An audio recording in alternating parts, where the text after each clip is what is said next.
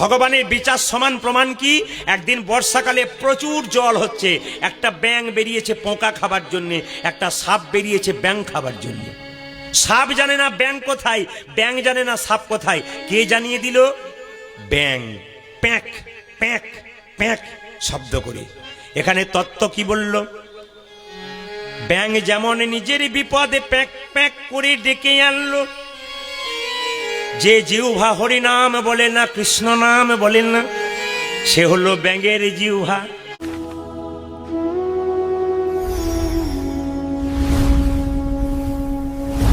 ব্যাঙ যেমন প্যাঁক প্যাঁক শব্দ করে বিপদে ডেকে আনলো, যে জীব কোনোদিন হরিনাম বলে নাই, যে জিহ্বাই হরিনাম হয় নাই, ও বিপদ ডেকে আনছে।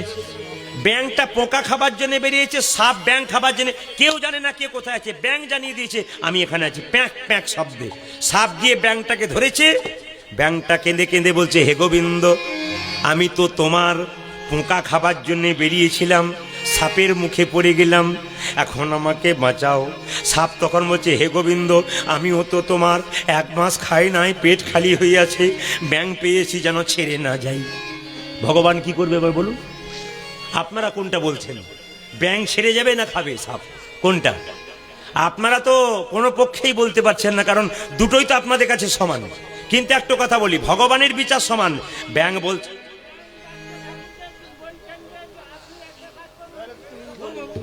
আপনি আমাকে বাঁচাতে গিয়ে বলে দেবেন, আস্তে আস্তে শুনে নিন। ব্যাঙে কেঁদে কেঁদে বলছে, হে গোবিন্দ, আমি তো তোমার পোকা খাবার জন্য বেরিয়েছিলাম। সাপই বলল, হে গোবিন্দ, তোমার আমি তো ব্যাঙ খাবার জন্য বেরিয়েছিলাম, ব্যাঙ ধরেছি যেন ছেড়ে না যাই। আর ব্যাঙ বলছে, হে গোবিন্দ, আমাকে বাঁচাও, যেন সাপের মুখ থেকে কোনো রকমে আমি রেহাই পাই। ভগবান তখন বিচারটা সমান দেখুন, ব্যাঙকে বলল, ব্যাঙ, তুই যখন মরেছিস তখন মরার মতো মর, চুপ করে থাকবি, প্যাঁক প্যাঁক করলে তোর বিপদ আছে। আর সাপকে বলছে, সাপ, তুই যখন ধরেছিস তখন ধরার মতো ধর, ছাড়লেও তোর বিপদ আছে। ব্যাঙকে যখন ভগবান বলল, তুই মরেছিস তখন মরার মতো মর, চুপ করে থাকবি, ব্যাঙটা তখন মনে মনে ভাবলো, স্বয়ং ভগবান যখন মরতে বলেছে তখন আমার চিৎকার করে কী লাভ আছে, আমি চুপ করে থাকি। সাপটা তখন মনে মনে ভাবছে, যতই তুই চুপ করে থাক না কেন, তো বেটাকে ছাড়বো না। ভগবান বলছে, ছাড়লেই বিপদ আছে। এখন কি করেছে দেখুন, কোনো মতেই ছাড়ছে না। আপনার যদি প্রচণ্ড খিদে পায়, 1 থালা ভাত সামনে যদি থাকে, আপনি কতক্ষণ অপেক্ষা করবেন? জিভ থেকে জল পড়বে না? আচ্ছা, মুখের মধ্যে সাপটা ব্যাঙটাকে নিয়েছে, মনে মনে ভাবছে 1 ঘন্টা হলে ব্যাঙ বেটা চুপ করে, ব্যাঙ বোধহয় মরে গেছে, প্যাঁক প্যাঁক করছে না, এই বলে আবার নামিয়ে ভালো করে খাই। এই বলে সাপটা যেই না ব্যাঙটাকে নামাতে গেছে, ব্যাঙটি নিতাই গৌর হয়ে গেছে। আসলে নাই, আপনারা মাথায় নেবেন মায়েরা, ভগবানের বিচার সমান, যে যেমন নিতে পারে। ব্যাঙের মতো যারা ভক্ত, তাদেরকে বলল, হরিনাম যদি শুনতে এসেছো, তবে নড়াচড়া করো না, নড়াচড়া করো না, নড়াচড়া করো না, নড়াচড়া করো না, যে ওই চরণে মতি দাও হে, নড়াচড়া করো না, ওই চরণে মতি দাও হে, নড়াচড়া করো না। আর ব্যাগের মতো ভক্ত যারা গোবিন্দকে, সাপের মতো ভক্ত যারা গোবিন্দকে ধরেছে, ধরেছ তো ছেড়ো না, ধরেছ তো ছেড়ো না, ধরেছ তো ছেড়ো না, ধরেছ তো ছেড়ো না, ওই চরণে মতি দাও হে, ধরেছ তো, বলি ওই চরণে মতি দাও, ধরেছ তো ছেড়ো না, ওই চরণে মতি দাও হে, ধরেছ তো ছেড়ো না, তুমি ওই চরণে মতি দাও হে, ধরেছ তো ছেড়ো না। বেশ বেশ, সুখে যারা থাকবেন তাদের জন্য বলি, মহাপ্রভু তো ছবি দেখেছেন আপনারা, একটু দেখান তো, মহাপ্রভু হাতটা তুলে থাকে না নিচের দিকে রাখে? জোরে বলুন, একবার দেখানো যাবে? অনেকে ভাবছে দেখাতে গেলেই তো গন্ডগোল, না মাঝে মাঝে দেখাবেন। হাতটা এরকম করে থাকে। তো একজন ভক্ত জিজ্ঞেস করছে, ঠাকুর তুমি যে হাতটা তুলে আছো, তোমার হাতে ব্যথা হয় না? বলে, ব্যথা আবার হয় না, তবে নামাও। বলে, কি করে নামাবো, তোরা তুলছিস না ওই জন্য নামাচ্ছি না। একজন ভক্ত বলল, ঠাকুর এই দেখো আমি তুলে দিলাম, এবার নামাও। বলছে, না না, তোদের পেছনে যারা, আপনাদের বলি নাই কিন্তু, ওই যে তোদের পেছনে যারা আছে তারা তুলবে না। পেছনে মানে কি? তোদের পরের জন্মে যারা আসবে, আমার হাত তোলা যদি না থাকে তারা তুলবে না। তাই আমি জন্ম জন্মান্তর ধরে হাত তুলেই আছি। আমাদের জন্য নেই, জগতের সকলের জন্য তুলে আছি। যারা গেছে ইতিমধ্যে পৃথিবী থেকে, তাদের জন্য তুলেছে। যারা আছেন তাদের জন্য তুলে আছে, যারা যাবেন তাদের জন্য তুলে আছে। আচ্ছা মায়েরা, হাত আমরা কখন তুলি? দেখবেন রাস্তা দিয়ে টোটো টোপে, ও দাদা এই যে একবার থামান না, বাজারে যাব, হাত তুলি টোটো অটো দেখলে। আর কখন হাত তুলি বলুন তো? যখন দেখবেন ওই জলে কেউ ডুবে যায়, উঠতে পারে না, তখন এরকম করে হাতটা দেখায় যদি কেউ বাঁচায়। আর হাত তুলি কখন মায়েরা? আর হাত তুলি কখন? যখন দেখবেন আমরা মাথাতে কোনো বোঝা নেই। এবার বলুন, মহাপ্রভু হাতটা তুলে আছে, সে কি জলে ডুবে গিয়েছিল? না। তার কি হাতে বোঝা ছিল? জোরে বলুন। না। কিন্তু তত্ত্ব বলছে হাতে বোঝা ছিল। বলে প্রদীপবাবু দেখতে পায় না কেন? দেখার মতো চোখ থাকবে তবে দেখবেন। বলে কীরকম? এইদিকে দেখার মতো চোখ থাকলে দেখবেন। আমার হাতটা কেটে গেল, কিন্তু আঙ্গুল যদি ফেটে যায় আমি খালি চোখে দেখতে পাবো হাত কেটেছে। আঙ্গুল ফেটে গেলে দেখা যাবে? তখন ডাক্তারের কাছে ছবি করতে হবে। তারপর গুরুরূপী ডাক্তারের কাছে কেউ যদি প্রেমরূপী নয়নের উন্মিলন করতে পারে, একমাত্র সেই ভগবানের ভাব বুঝিতে পারে। এইদিকে মায়েরা, মহাপ্রভু হাতটা তুলে আছে, কে বুঝতে পারছে? এক ট্রাক বালিতে যদি এক হাত চিনি ছুঁড়ে দেওয়া যায়, এক ট্রাক বালি, তাতে এক হাত চিনি ছুঁড়ে দেওয়া যায়, আর চিনি আর বালি যদি একসঙ্গে মিশিয়ে দিয়ে যায়, তবে চিনিকে কি কেউ চিনতে পারে এক ট্রাক বালিতে? জোরে বলুন। কেউ পারে না, কিন্তু একজন পারে। কে পারে? পিপিলিকা পারে চিনিকে চিনিতে এক ট্রাক বালিতে। পিপিলিকার মতো যারা গৌর ভক্ত তারা চিনতে পারে। মহাপ্রভু হাতটা তুলে আছে, বোঝা নিয়ে যাচ্ছে, দেখতে পাচ্ছি না কেন?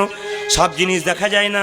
বাবা যখন মেয়ের বাড়ি যায়, আপেল কলা লেবু মিষ্টি সব নিয়ে যায়, একটা জিনিস নিয়ে যায় মেয়ের জন্য, ওটা দেখতে পাওয়া যায় না, অনুভব করতে হয়। প্রেম আর ভালোবাসা নিয়ে যায়। তাই মহাপ্রভু আমাদের কিসের বোঝা নিয়েছে? প্রেমের বোঝা। প্রত্যেকটা জীবকে বলছে, জীব তোমরা লউরে কি শরীর প্রেম নিতায় ডাকে আই, তোমরা লউরে কি শরীর নিতায় ডাকে। আপনাদের এই এগরা এলাকায় প্রথম এলাম। মেদিনীপুর ঢুকেছি আমি 3 থেকে 4 বছর। গতকালকে ছিলাম আমি রামচক ময়না, তার আগে ছিলাম ভগবানপুর। প্রত্যেকটি আসরে শীতের দিনেও এরকম মানুষ, আপনাদের তো একটু কম মনে হচ্ছে। কালকে যেখানে ছিলাম দিনের বেলায় প্রায় 10 থেকে 12 হাজার মানুষ, পরশুও তাই একই অবস্থা। তো যাই হোক, আপনাদের কাছে নিবেদন রইল, কাল সকাল থেকে একজনকে ফোন করলে আপনার কাছে নিবেদন রইল, হ্যালো বলার দরকার নেই, আপনার জয় নিতাই বলবেন। যদি আপনি যাকে জয় নিতাই বলবেন, সে যদি বলে কবে থেকে নিতাই হলি রে, বলে আজ থেকে হলাম, তুইও চালু করে দে। যদি ও না করে, বারবার জয় নিতাই বলবেন। আপনার বন্ধুকে আপনি ফোন করছেন, তাকে কৃষ্ণ ভক্ত করুন না। মহাপ্রভু বলেছেন, তুমি যদি ভক্ত হও তুমি তো কৃপা পাবে, আরো 2-4 জন ভক্ত তৈরি করতে পেলে ভগবানের আরো কৃপা পাবে। এই জন্য হিন্দু সনাতন ধর্মকে রক্ষা করার দায়িত্ব প্রত্যেকটি হিন্দু জাতির। একজন মুসলিম যদি বিদেশ থেকে আসে, পরিচয় থাক আর না থাক, একজনকে দেখলেই বলে আসসালামু আলাইকুম, আরেকজন বলে ওয়ালাইকুম সালাম। তার মানে কি? ঈশ্বর তোমার মঙ্গল করুন। আরেকজন বলে ঈশ্বর তোমারও মঙ্গল করুন। ওরা এক পাতায় খায়, ভাই ভাই হয়ে যায়। কিন্তু সবচাইতে দুঃখের ব্যাপার আমাদের কি জানেন? যদি আমি আপনার বাড়ির দরজায় গিয়ে বলি দাদা জয় নিতাই, তখন আপনি দরজাটা বন্ধ করে ঢুকে যাবেন আর মনে মনে ভাববেন তোমার নিতাই তোমার কাছে থাক, আমার দরকার নেই। না না, এটা হাসি নয়, এটা আমাদের লজ্জা। সাধুগুরু বৈষ্ণব রাস্তা দিয়ে পেরিয়ে গেলে তার ঝোলা ধরে টেনে দিচ্ছে। কিসের লজ্জা? কি ধর্ম করছেন আপনারা? যদি সাধুগুরু বৈষ্ণবকে মান সম্মান না দিলেন, ভগবানের ভক্তকে মান সম্মান না দিলেন, তবে কৃপা পাবেন কি করে আপনি? আপনি বাবা হয়ে যদি কাউকে অপমান করেন, আপনার বাচ্চাটাকে তো আপনি অ্যাটম বোমা তৈরি করে দিয়ে যাবেন, ও তো বাজারে আরো বাচ্চাকে নষ্ট করে দেবে। একজন কৃষ্ণ ভক্ত যদি 10 বছর বাঁচে তার লাভ আছে, কিন্তু একজন পাষণ্ড অভক্ত যদি 100 বছর বাঁচে সমাজের ক্ষতি আছে।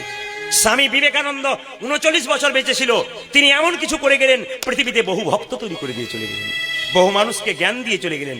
এমন মানুষ আছে 100 বছর সমাজে বাঁচে, গোটা সমাজটাকে নষ্ট করে যায়। এমন বাঁচার কি দাম আছে? সেরকম বাঁচুন। আপনি কৃষ্ণ ভক্ত হন, আপনার পাশের আরেকজনকে কৃষ্ণ ভক্ত করুন, আপনার পরিবারকে কৃষ্ণ ভক্ত করুন, দেখবেন পরিবারটা স্বর্গ বনে যাবে। আর কোনো বাধা থাকবে না, বিপত্তি থাকবে না। একমাত্র কৃষ্ণ নামেই প্রেম আসে, বাকি কোনো জায়গায় বিবাদ বাকি জায়গায় থাকে, কিন্তু এই জায়গায় থাকে না। যাত্রা নাটক হলে এখন এই কমিটির দাদা ভাইরা কি করতেন, মাঝখানে একটা বাঁশের বেড়া দিতেন, একদিকে নারী একদিকে পুরুষ। কিন্তু কীর্তন এমন একটা বিষয়, যে বিষয়টাতে রবীন্দ্রনাথ বলেছেন সব সঙ্গীতের মধ্যে শ্রেষ্ঠ সঙ্গীত কীর্তন। বলে কেন না, এমন এমন গান আছে যাতে কথা ভালো কিন্তু সুর ভালো নয়, আর কীর্তন হলো কথাও যত ভালো সুরও তত ভালো, যা মানুষকে আকর্ষণ করে দেয়। এই জন্য আপনাদের কাছে নিবেদন রইল, কাল থেকে একজন একজনকে দেখলে প্রদীপ পালের নিবেদন রইল অন্তত জয় নিতাইটা বলবেন। বলুন তো কাল থেকে কি বলবেন, জোরে বলুন, একটু জোরে বলুন।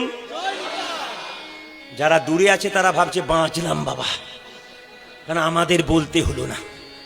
কিন্তু আপনি বলবেন কি না বলবেন তিনি তো দেখছেন না কি বলছেন। হ্যাঁ, স্কুলে গেছেন, মাস্টার মশাই নাম প্রেজেন্টে খাতা নিয়ে গেছে, বিমল কর, এ বিমল কর, আচ্ছা অমল কর, অমল বলে ডাকছে। সে যদি এসেও যদি প্রেজেন্ট স্যার না দেয়, অ্যাবসেন্ট হয়ে যায় উপস্থিত থেকেও। যদি কেউ প্রেজেন্ট আছেন অথচ কেউ জয় নিতাই বলছেন না, তবে আজকের নাম প্রেজেন্টের খাতায় আপনার নামটাও কিন্তু অ্যাবসেন্ট হয়ে যাবে। এসে কেন আপনি, হ্যাঁ এসে কেন প্রেজেন্ট করবেন না, জোরে বলুন। আর কি বলবেন কাল থেকে, জোরে বলুন। আমার ভাইগুলো একটু জোরে বলুন, কি বলবেন, বাঁ দিকে ভাইরা বলুন জোরে, সবাই মিলে একসঙ্গে বলুন, আর একটু জোরে বলুন। কাল থেকে বলুন আর না বলুন, আজ তো বলে দিলাম, তারপর যা হলো হলো আর কি। না না, সবাই মিলে বলবেন, হ্যাঁ ঠিক আছে, হরে কৃষ্ণ, সবাই মিলে বলুন, রাধা রানী কি, শ্যাম সুন্দর কি, মদন মোহন কি। মায়েরা বলবেন আপনাদের বাড়িতে কলাই ভাঙার জাঁতা আছে, জোরে বলুন হ্যাঁ না না আছে তো। আচ্ছা, কলাই ভাঙার জাঁতাতে কটা ফুটো আছে কারো জানা আছে? দুটো, মাঝে একটা পাশে একটা। মাঝের ছিদ্রতে কি বলা হয়, কাঠের গঞ্জ, আর পাশের ছিদ্রতে কি বলা হয়, কলাইয়ের দানা। জাঁতাটাকে বন বন করে ঘোরাবেন, যখন আপনি জাঁতাটা তুলবেন তখন দেখবেন কিছু কিছু কলাইয়ের দানা ভেঙে গুড়ি গুড়ি হয়ে গেছে, আর কিছু কিছু কলাইয়ের দানা অর্ধেকটা ভেঙেছে অর্ধেকটা ভাঙেনি। মায়েরা কিছু কিছু কলাইয়ের দানা দেখবেন গোটাকে গোটা রয়ে যায়। যদি বাড়িতে কলাই ভাঙার জাঁতা আছে, একজন বলুন তো কোন কলাইয়ের দানাগুলো গোটাকে গোটা রয়ে যায়? জাঁতার মাঝে যে গঞ্জ আর গঞ্জের চারিপাশে যে কলাইয়ের দানা, তারা কিন্তু গোটাকে গোটা রয়ে যায়।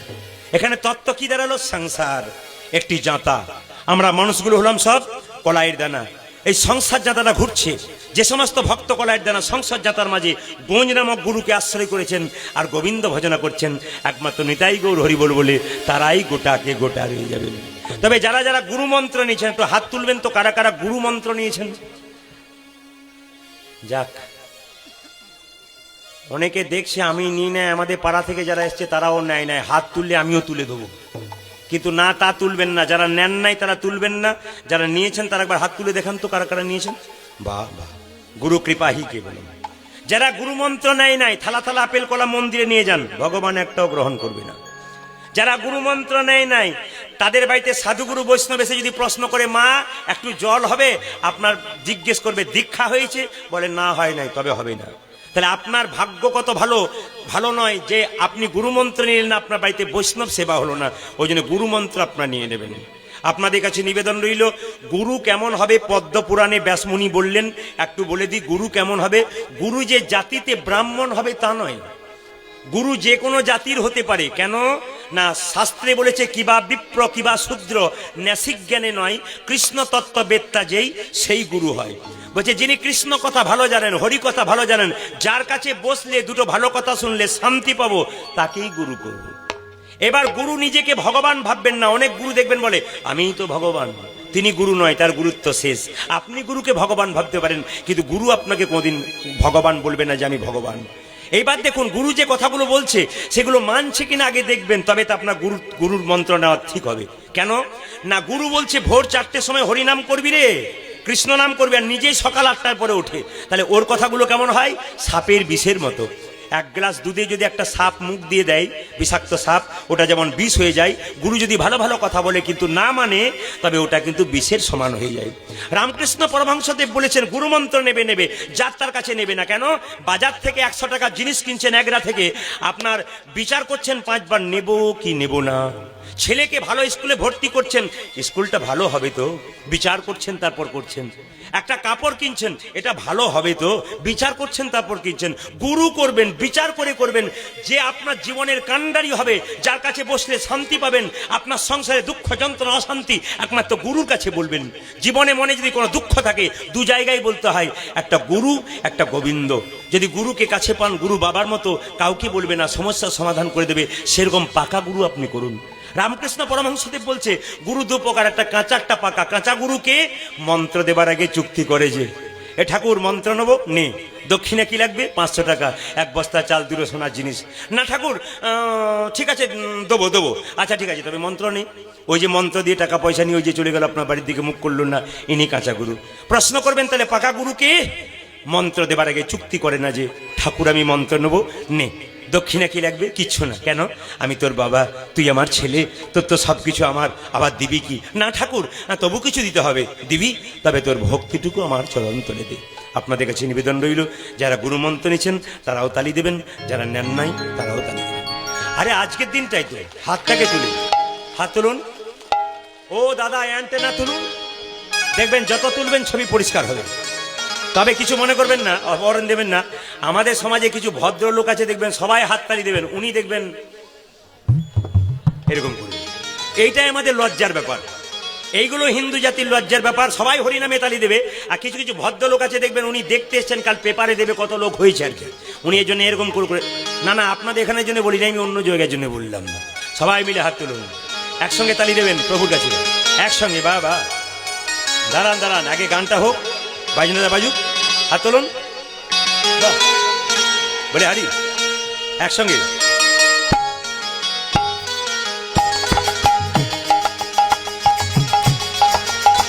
আনন্দে